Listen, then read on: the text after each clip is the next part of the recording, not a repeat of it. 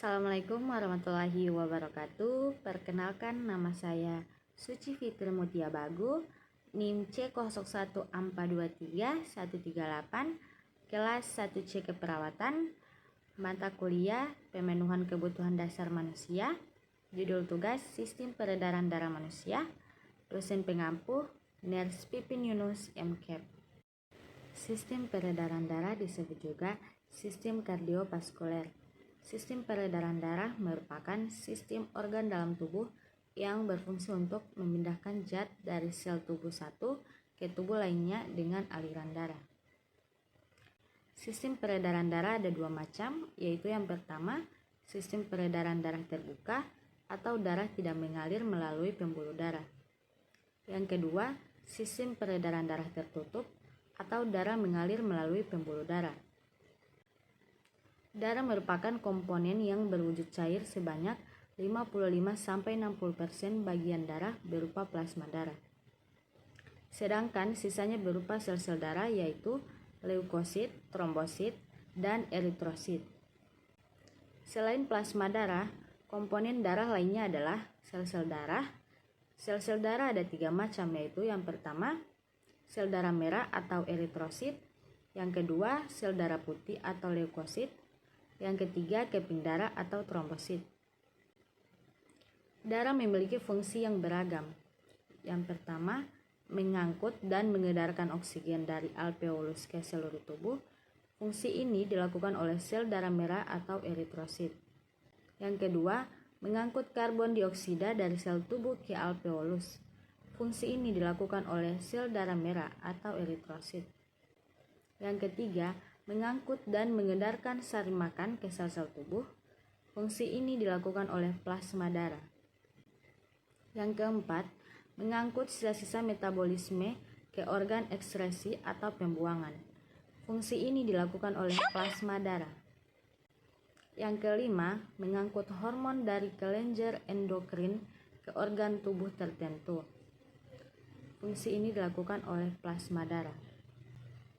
Yang keenam, darah dapat melawan bibit penyakit dan infeksi.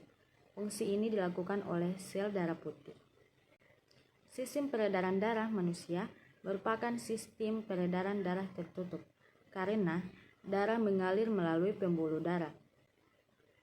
Organ yang terlibat untuk mengalirkan darah pada sistem peredaran darah ada 3, yaitu yang pertama, jantung. Organ yang paling utama pada sistem peredaran darah adalah jantung.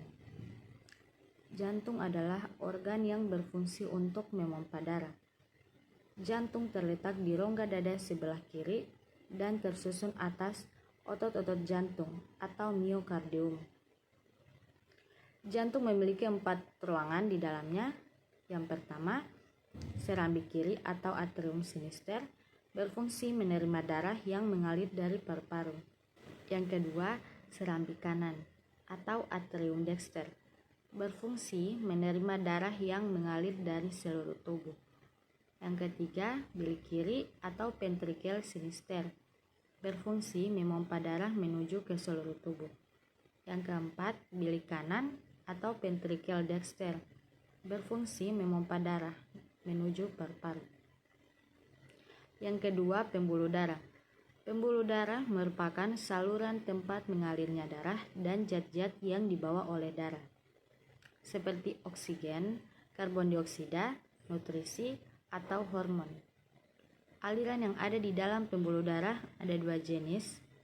Yang pertama, aliran dari jantung ke sel-sel tubuh, dan yang kedua dari sel-sel tubuh ke jantung.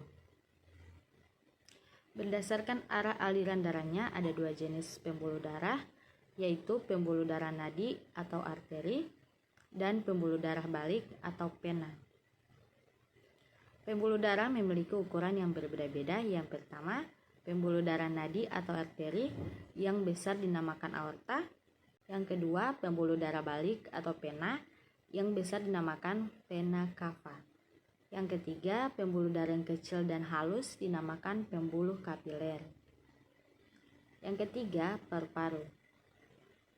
Paru-paru bukan organ peredaran darah yang utama, namun tetap memiliki peran dalam sistem peredaran darah. Di alveolus paru-paru terdapat pembuluh kapiler yang mengalirkan darah. Di alveolus, darah akan mengangkut gas O2 dari alveolus serta melepaskan gas CO2 untuk dibuang melalui alveolus dalam paru-paru. Baik, itulah penjelasan mengenai peredaran darah manusia. Lebih dan kurangnya saya mohon maaf. Wabillahi taufiq wal hidayah. Wassalamualaikum warahmatullahi wabarakatuh.